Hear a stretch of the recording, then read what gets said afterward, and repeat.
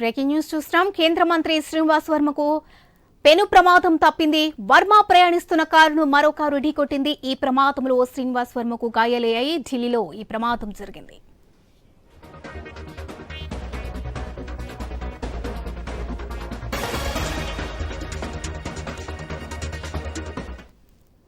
కేంద్ర మంత్రి శ్రీనివాస్ వర్మకు తప్పింది పెను ప్రమాదం. ఇక వర్మ ప్రయాణిస్తున్న కారును మరో కారు ఢీకొట్టింది. ఈ ప్రమాదంలో శ్రీనివాస్ వర్మకు గాయాలయ్యాయి.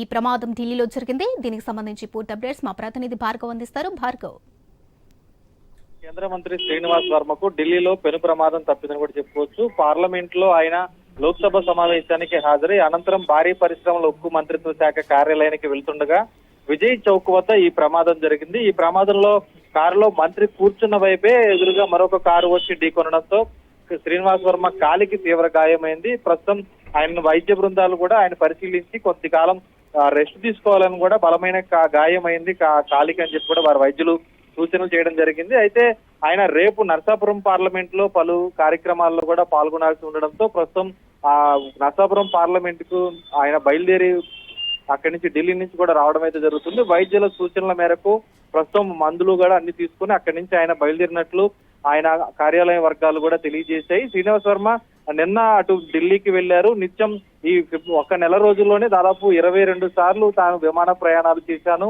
అని ఇప్పటికే 2 రోజుల క్రితం తన అభిమానులతో కూడా చెప్పడం జరిగింది.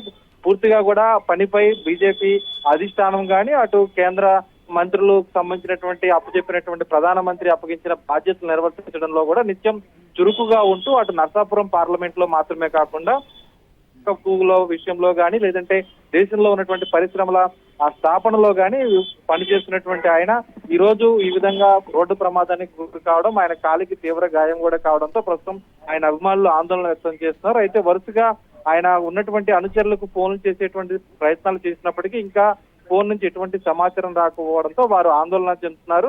అయితే ఎటువంటి పెను ప్రమాదం అయితే లేదు, కాలికి మాత్రం తీవ్ర గాయమైంది. ఆయన కొద్ది రోజులు విశ్రాంతి తీసుకుంటే సరిపోతుందని వైద్యులు సూచించడంతో ప్రస్తుతం ఆయన రాక కోసం అందరూ కూడా ఎదురు చూస్తున్న పరిస్థితి కూడా ఉంది. ఎందుకంటే తొలిసారి నర్సాపురం ఎంపీగా గెలుపొంది వెంటనే భారీ పరిశ్రమలో ఉక్కు శాఖకు సంబంధించి సహాయ మంత్రిగా ఆయన బాధ్యతలు చేపట్టడం, విస్తృతంగా కూడా పర్యటనలు చేస్తూ ఉన్న నేపథ్యంలో ఈ రోజు ఆయనకు ఈ విధమైనటువంటి ప్రమాదం జరగడం పట్ల అటు అభిమానులు సైతం ఆందోళన వ్యక్తం చేస్తున్న పరిస్థితి అయితే ఉంది. ప్రజన థ్యాంక్ యూ భార్గవ్.